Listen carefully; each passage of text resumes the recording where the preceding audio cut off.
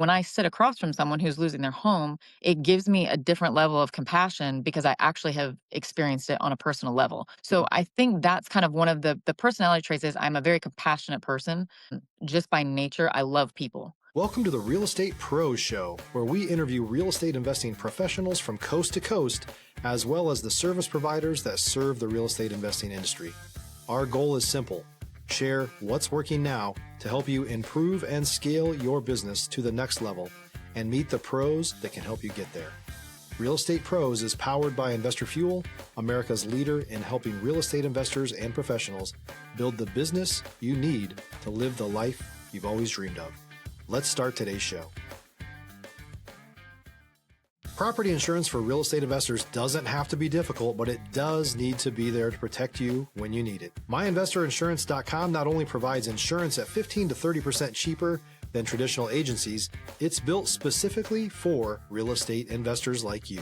You can set up an account in about 2 minutes, get quotes on properties, turn on and turn off insurance for your fix and flip or rental properties in around 2 minutes without having to talk to anyone directly, all through our portal. There's no better way or faster way to make sure you've got the coverage you need to protect you, and no more lengthy policies either. Once you're set up, you're billed monthly and prorated by the day for however long your policy is active. It's powered by MSI, the third largest independent MGA, with 1.5 million customers and more than $1 billion in cumulative premiums written. Get set up today in about 2 minutes at myinvestorinsurance.com/fuel. Hello, everyone. Welcome to the Real Estate Pros Podcast. I am your host, Q Edmonds, and I'm excited to be here today. I have another fantastic guest. And what I love about this young lady, hopefully she don't mind me calling that, calling her that, Oh, you know, perfect. I'll take appreciate it. it. I'll take it. It's the first like, okay, cool, cool. Because the first thing that came to mind, I'm like, Lord, please let that be okay. But this lady here, this young lady, what I love about her is that she works with investors, but she's been an investor herself, so she understands kind of how the investor thinks, and it really helps her in the advantage to really help the investor to the best of her capabilities, which that's what she want to do, so she can think like an investor while she's helping them. And I love it. I mean, anything you're looking to do, you're looking to sell, buy, fix, flip, like she's going to be able to help you out. And so I'm so excited to introduce you all to Miss Haven Wagner. Miss Haven, how you doing today, ma'am? Good. How are you? Oh, I'm doing great, doing great. Again, want to say thank you for being here. And if I be honest, I kind of want to dive in. I want you to tell the people what your main focus is these days. I would love for you to maybe take us on a little origin story of kind of how you got into real estate, maybe where the passion came from, and then tell us what part of the world you're in, what markets you're operating in. And so, Miss Haven, ma'am, you have the floor. Yeah. So I'm Haven Wagner. I'm a licensed North Carolina realtor, broker in charge of Rosem Capital Realty. So Rosem Capital Realty came into effect. So in the past, I had gotten into wholesaling. When I got my real estate license back in 2017, I was a single mom. I really thought I was just going to hit the ground running. And I realized really quickly how hard it was to really create a name for myself and kind of get business on my own. So I started going to some meetup groups and some investor meetup groups because I had flipped houses previously in the past. I had done fix and flips and kind of knew that process. Didn't feel 100% comfortable doing it on my own. So I started going to these meetup groups just to get advice, to network. And someone had told me, in real estate, when you get your license, you need to find your niche. You just need to Mm, find what your niche is and then just really hone in on that. So I started going to these meetup groups and my goal was to find a property that I could flip. So I was like, I'll meet a wholesaler here. I didn't know what a wholesaler was, to be honest. mm, So I went there, met some wholesalers. They're telling me, well, if you want to get a deal, you need to talk with this guy or this guy. So I asked one of the gentlemen who's kind of an OG wholesaler here in Charlotte, been doing it since the 90s. He was a licensed realtor and let his license go, strictly did wholesaling. So I met mm, with him and originally was talking to him about finding me a good flip, a good fix and flip. mm, And then I started kind of digging into asking him questions about how he got the properties, how he found them, what these properties were. So he started talking about the foreclosure process and estate sales and probate properties. And I just got really intrigued. So by the end of that, long story short, by the end of that, I had somehow managed to convince him to mentor me, which Hmm. he told me numerous times he did not do. I said, if I just follow you, and he said, all right, if you do everything I tell you to do, I'll split everything 50-50 with you. Whatever deals you work on, I'll split it 50-50, but you have to do it. So this was long before everything was online. So this was, I had to go to the courthouse numerous times a week and pull estate files and find the heirs and get their contact info. So it was a lot of digging and research, which I loved that part. Stop living on an island and join the #1 mastermind in America for professional real estate investors. Investor Fuel is a community of hundreds of the nation's top investors working together to build stronger businesses and better lives. In addition to the amazing community of real estate investors acting as a board of advisors for one another, Investor Fuel members have access to 100% funding on purchase and repairs for our members only, a health insurance program, and benefits and discounts that more than pays for the membership of most of our members, meaning it's actually costing you money to not be a member of Investor Fuel. If you're looking to scale your business and build a business that allows you to live the life of your dreams, please visit investorfuel.com today and book a call with our team.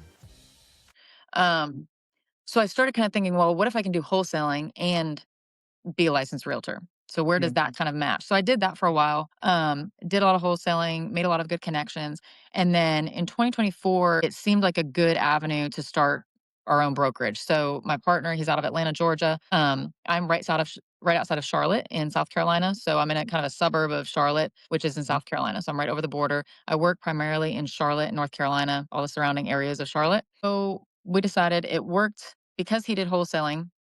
He would give me leads that didn't work for his wholesaling model, but I was with Mhm. another brokerage. So I came to him about the end of 2023 and I said, "What if we just started our own brokerage, and then any leads that you've already paid for can just go directly to our brokerage, and I can list them, we can sell them." That's the idea, but the truth of the matter is some of these properties that are hard to sell for a reason. So, Mhm. some of them are in a very distressed situation. So they may have a second mortgage, they may owe more than what the property's worth. So in doing things like that, have had to learn a lot about short sales, foreclosures, the whole foreclosure process, the bidding process when it gets sold at auction. So I have learned a lot about that process, and that kind of has fed me into working primarily with investors. So Mhm. I will help them find fix and flips, whether that's going to a wholesaler. I do have a lot of wholesalers that I've gotten to know that I've kind of networked with. And I can offer that to investors as, it doesn't have to be on the market. But if you find a property on the market, I'll make the offer for you. So it's just given me another lens that I can see things through. I don't just see it through that of a traditional realtor. I don't do a whole lot of traditional real estate. Yeah. That might be a referral. So I might have a friend that wants me to help her find a house. That's the most traditional, real estate that I do. The majority of it is working with investors, working with distressed properties, working with foreclosures or estate properties, a family that needs to sell, their grandmother's house or something like that. So those are primarily the clients that I work with. Thank you. Thank you for sharing like your origin story, how you walked up to where you are now. I greatly appreciate it. And I kind of, if I'm being honest with you, I kind of want to peek. I want to peek into and pick into your personality and your history for a little bit. So this is what I mean, right? So I have a saying when I say destiny has no wasted moments, right? So there are things that we just acquire throughout our life, skill sets, tools, mindsets, perspectives that kind of help us be who we are today. So I'm listening to you, single mom, you had to learn the ropes, but then like I put being curious. Like you talk to the OG, like, listen, OG, listen, I'm curious. Listen, and and it showed me some of your tenacity. And then you talked about digging and researching. So I kind of just want to peek into and pick into your personality. Like, what personal tools have you picked up along the way or development that's kind of making you who you are today when it comes to a business person and actually just in your personal life, period? Like, what are the things that really help you on a personal and business level based on like who you are as a person? Understand what I mean? Does that make sense? Yeah, yeah, it makes sense. So I think one of the things that I have seen as both a positive and negative characteristic is I always seek to see the good in people or the positive in Mhm. people to a fault. And I'll admit that to a fault. A lot of times I give people way too many chances to do me wrong, and then, and then Yep. I'm still surprised. So I think I've grown in that, in where I give people less opportunities to, you know, do me that way. But Yep. One of the things that it's helped with is when people are in that situation, it's given me the compassion to be able to talk to people. But I don't know that I would have had that had I not been through a lot of the things that I have. My parents, I was an adult, but my parents went through bankruptcy, foreclosure, all of that. They had 100 investors calling them wanting to buy their property. So I heard that side of it years before I ever got into this. I watched my parents go through that and what that looked like to lose their home. And so when I sit across from someone who's losing their home, it gives me a different level of compassion because I actually have experienced it on a personal level. So I think that's kind of one of the personality traits is I'm a very compassionate person. Just by nature, I love people. If you're looking for consistent, high quality leads, look no further than Investor Machine. Investor Machine isn't just another agency, it's the most sophisticated, data driven lead generation company on the planet for real estate investors, and serves the role of being not just a lead generator for your business, but a marketing partner that is helping you achieve your goals along the way. Go to investormachine.com to learn more and schedule a call with our team today.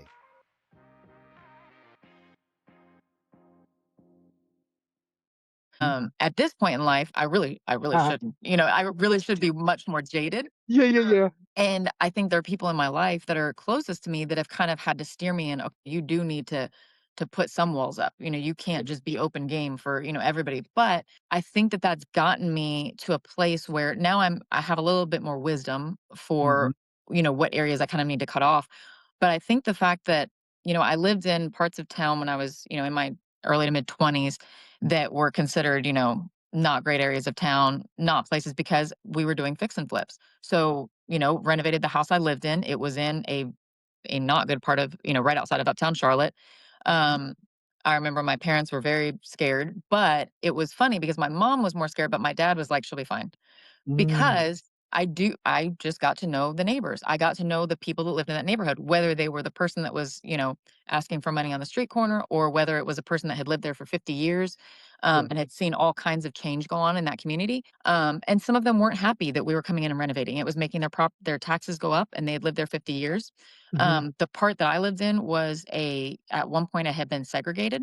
Yeah. And so there were a lot of, older folks that had lived there for years and years, and they weren't happy about us, me moving in there. And I didn't let that deter me from building relationships with those people or attempting to build Mm, those relationships. So there was only maybe one or two times I can remember that, kind of the hairs on the back of your neck tell you that you're yeah. you're in Come a on. bad situation. Yep. There, the gas station right around the corner from my house, Mm, everybody said, "Don't ever stop there." Well, that was the closest one to my house, and I'm always on E. So that's where I'm gonna stop. I'm always on empty. So yeah, I yeah. always stopped there. I never felt in danger. Mm, And there was only one time that I did, and it was like my whole body was just like, "Yeah, you need to go ahead and get in your car and go." But I think that's given me, the mentor that I talked about. He would very bluntly say, "There's certain doors you can go to and knock that mm, they won't answer for me." And he said, mm, "So I'm going to send you to those." And looking back now, it probably was a little dangerous. I was going knocking on these people's doors. They're already in a bad way financially. They're mad at the world most likely, and to go on some of those people, and knock on the door or, a lot there were situations that, they had let the house go. We purchased it from them. No one had been in the house. There had been squatters in there. Um, I had the deed in my name and had to show up at this property where this lady had a whole lot of charges, that had been associated with that property in her name. I yeah. had a friend that was a police officer with Charlotte Mecklenburg. Mm, He was also a licensed realtor. So I said, "Hey, I've got to go out to this property. It's kind of in a sketchy area. I just don't feel good going to it myself because there is somebody living in there that's a squatter." So yeah. I went with him. He called me afterwards and he was like, "I know that you you have nerves of steel." He said, "But don't ever go to that property by yourself." And I said, "What's going Wow. on?" Well, he had looked it up and there was all kinds of, gang affiliation, all of this. But I had Mhm. to ask her nicely, "I need you to leave the property. Yeah. I now own it and I need you to leave the property." I was able to work it out with her where she did. She left, Yeah. of her own accord. And but I think a lot of kind of how I was raised is, you look at the person. Not everybody in a bad part of town is, has ill intent. So I think that kind of gave me it's not that I do have judgment in those situations, but I also know that not everything is to be feared. So I think that quality about me Mm, and the fact that I was just a hustler. I mean, I had young kids at the time and I knew, in order to pay this bill, something's got to close. And Yeah. if I don't call somebody today, nothing's going to close at the end of the month. I'm not going to have rent next month.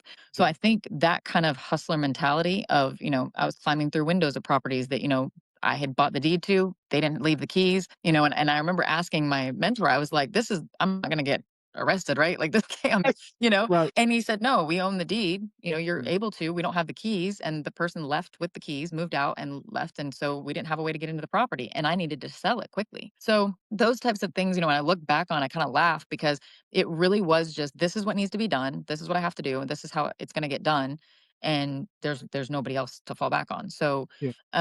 I think that part of my personality is kind of what helped me just really get into kind of that other side of real estate, not the traditional stuff, but all of the other stuff that's going on in the background. I think that's kind of what helped me. And I was just very curious. I was Yeah. very curious about how it all went on. If you're a new or newer real estate investor looking to launch or grow your real estate investing business, please check out Investor Fuel Club. It's a coaching community, but unlike anything you've ever seen before.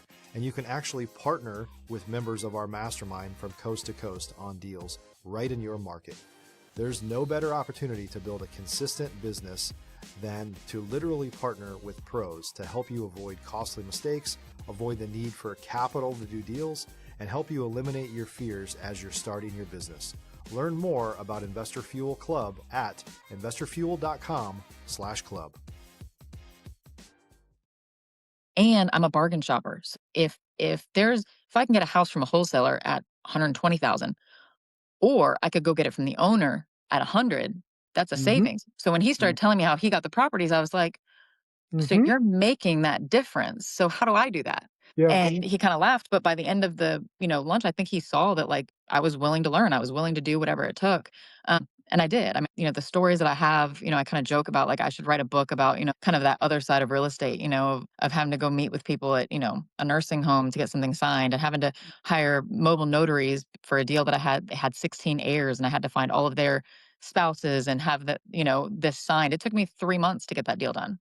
But just those types of things, I think I just have a figure it out kind of mentality. So if somebody says, "Well, this is going to be really difficult," it's in foreclosure, they got a second, okay, well, I'll figure it out. Like I'll figure it out. The negative part about that is sometimes if I'm trying to figure it out, it takes me longer to realize that I just need to kill this deal and not waste any more time on it, Yeah. versus always thinking that something can be done. Yeah.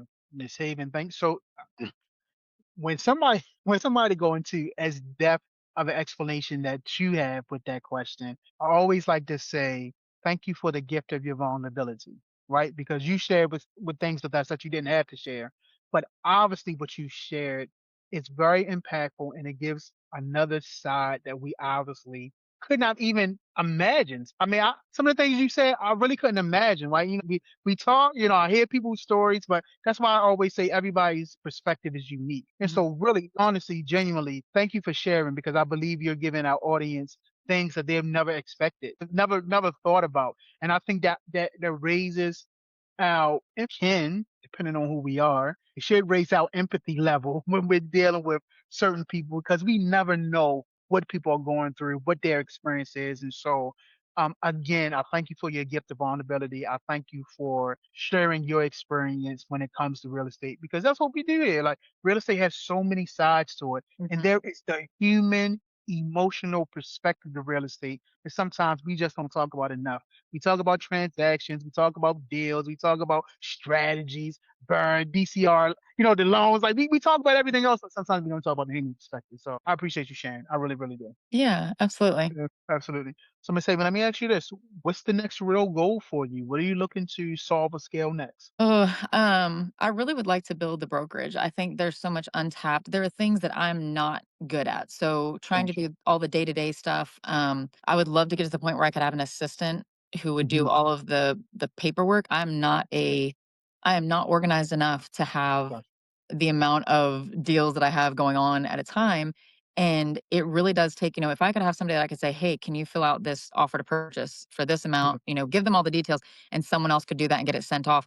That's not where my gifting is. Yeah. I'm much better if I can be out talking to people, networking, being in front of people, helping people through those situations versus sitting behind a desk because one, I'm not the best at it. So it's going to take me 2 times longer than it would someone that is very gifted at that. So um, my goal would be to try to grow the brokerage to the point where I could have an assistant who's doing all of the stuff that I'm not a fan of doing so that I could Gotcha. spend more time, getting more clients, talking to more investors that need a realtor. And a lot of investors, they do have their realtor that they use. Yeah, yeah, So, they'll have someone that they use primarily. I just need to find the investors that don't already have one.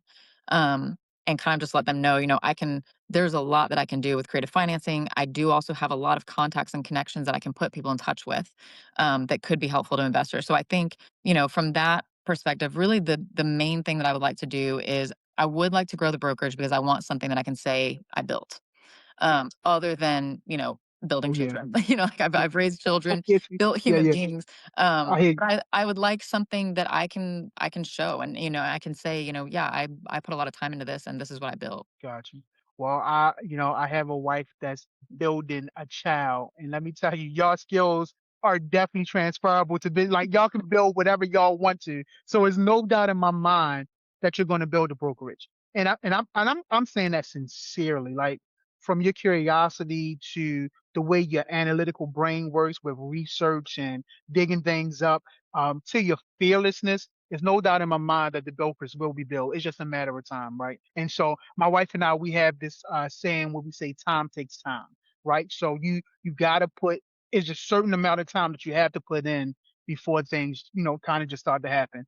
And Mhm. here, matter of fact, I got this book here. I show it maybe once every other podcast, but it's called Gradually Then Suddenly, right? Okay. And so it's by Mark Batterson, and he says success happened two ways: gradually, then suddenly.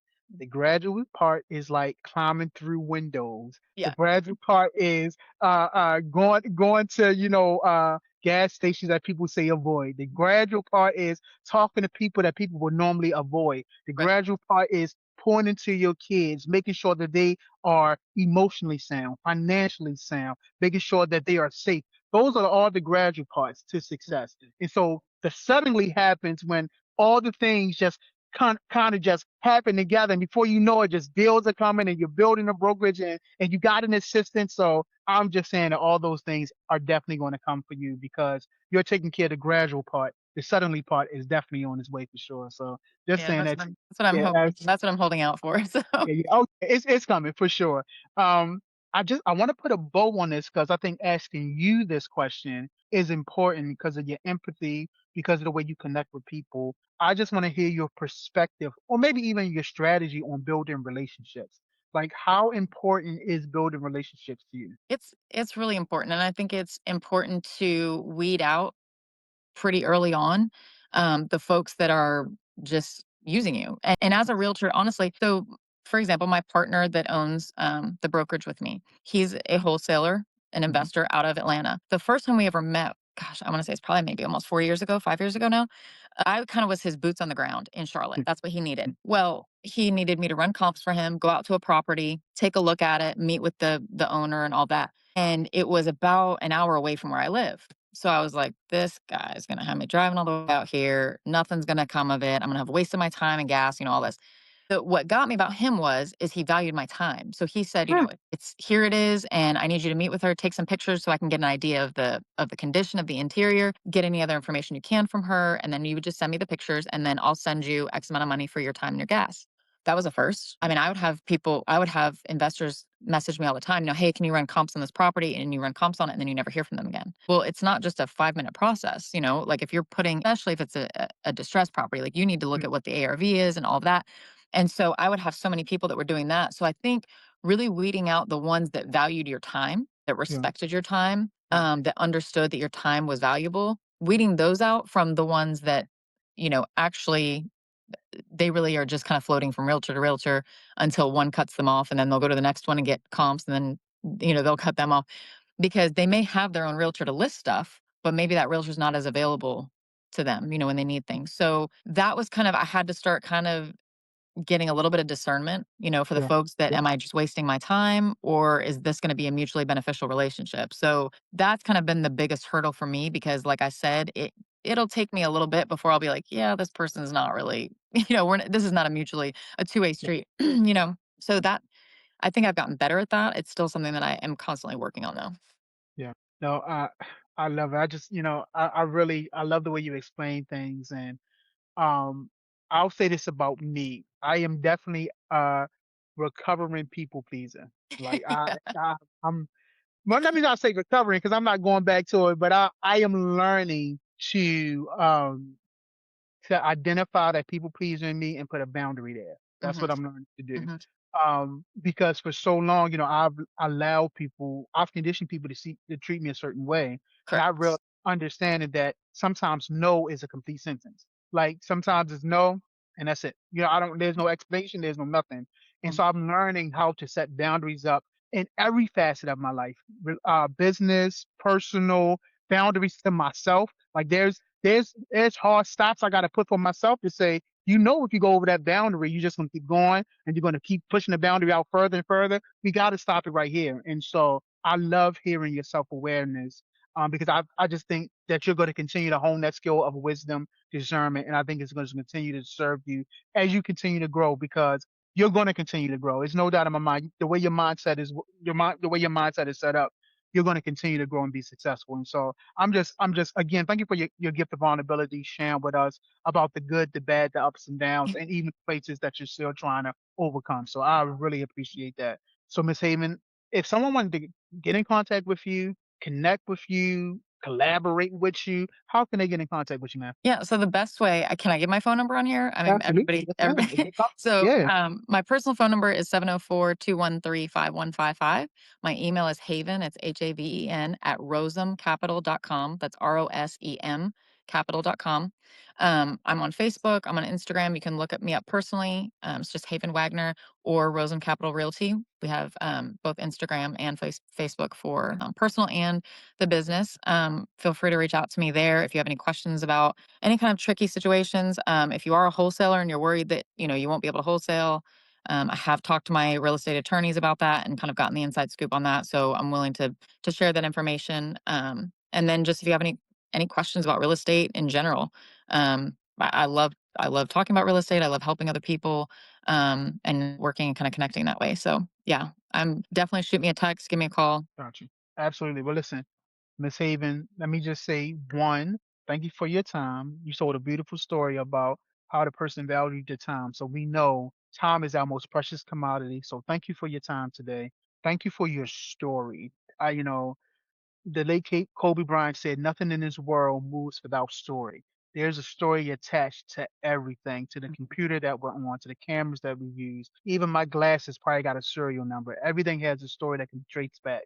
So Mhm. definitely thank you for sharing your story, your origin story, the gift of your vulnerability. Appreciate that. And lastly, thank you for your perspective. Thank you for your mind, the way you think, and bringing that mindset to this platform. I really believe you've given enough seeds that somebody might have a mind shift around their situation, around what they're facing, around their business goals. And so I appreciate you so much for being here today. Yeah, absolutely. Thanks so much, Q. I appreciate the time. Absolutely. So listen, y'all you can't tell me y'all didn't get the value from Miss Haven. You cannot tell me. So definitely check her out, look her up, check her out, but definitely make sure you're subscribed here. You do not want to miss out. I promise you, we're going to continue to bring up amazing people just like Miss Haven. So, ma'am, thank you again. And to everyone else, we'll see you on the next time. Thanks for joining us for today's Real Estate Pros Show. You can learn more about the amazing benefits of the Investor Fuel Mastermind community, including surrounding yourself with hundreds of other rock stars, 100% financing for your deals, and members-only discounts from vendors you're likely already using that, as a member of Investor Fuel, will save you more than the cost of your membership. Visit investorfuel.com to learn more. If you're interested in joining us as a guest of this show, please visit investorfuel.com/pros to apply. You can also check the show notes for access to free resources, how to get access to world-class lead generation, and much more. Don't forget to subscribe so you never miss another episode. Have a great day. We'll see you on the next show.